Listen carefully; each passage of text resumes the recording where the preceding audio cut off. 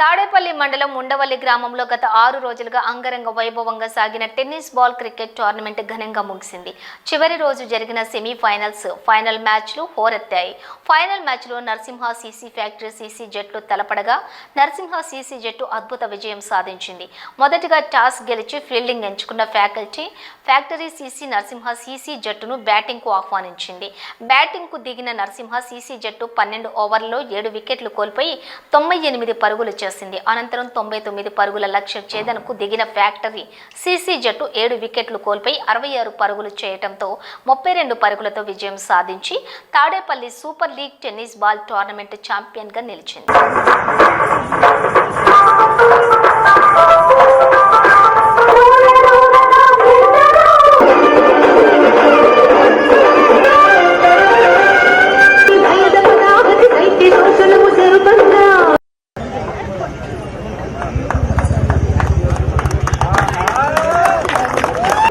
చెల్లపల్లి శ్రీనివాసరావు గారిని, ఉండవల్లి గ్రామాధ్యక్షుడు రాజా రమేష్ గారు, వాసు గారిని సన్మానించవలసిందిగా కోరుతున్నాను.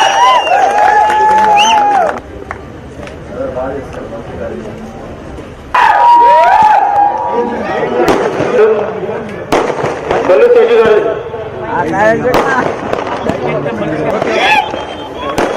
ప్రైజ్ మరి ఫస్ట్ ప్రైజ్ కొల్లు శేషు గారిని కూడా, కొల్లు శేషు గారు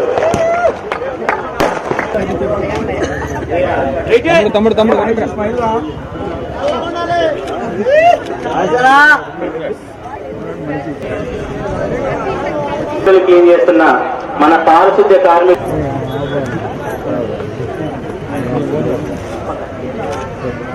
ఈ సందర్భంగా రాష్ట్ర Madiga corporation chairperson Undavalli Sridevi, APMS JDC chairman Chillapalli శ్రీనివాసరావులు మాట్లాడుతూ క్రీడలు శారీరక దారుఢ్యంతో పాటు మానసిక ఉల్లాసానికి దోహదపడతాయి అని అన్నారు.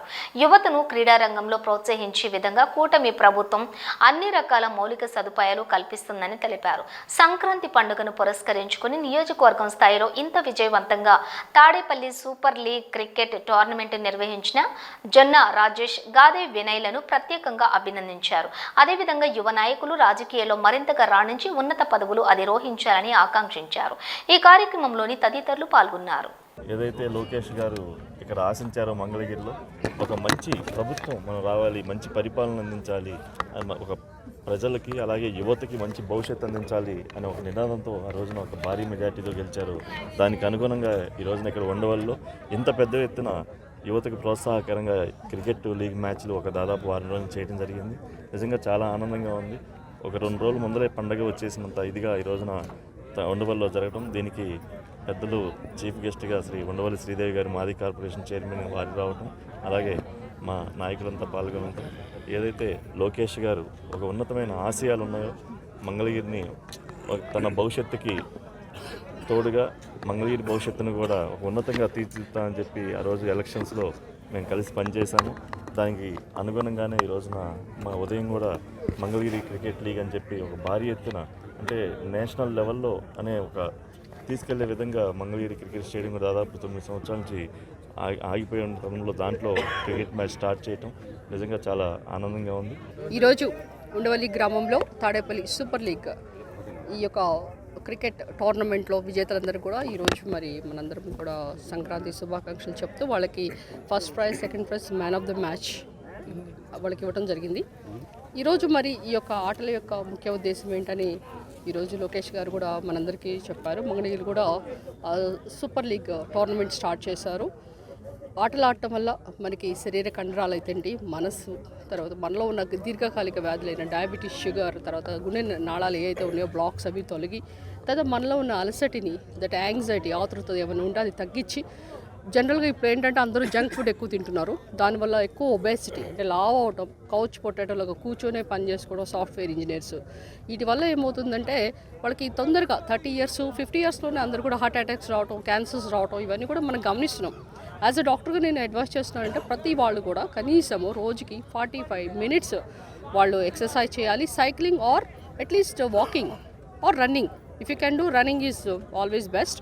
రన్నింగ్ చేసి కనీసం వారానికి 5 రోజులన్నా చేసి 2 days యూ కెన్ చీట్ మీల్లా కూడా ఉంటుంది. కనుక ఏంటంటే ఎవరైతే ఫిట్గా ఉంటారో వాళ్ళకి ఈ యొక్క రోగాలు దూరంగా ఉంటాయి. అంతేకాకుండా మనసు ఉల్లాసంగా ఉంటుంది.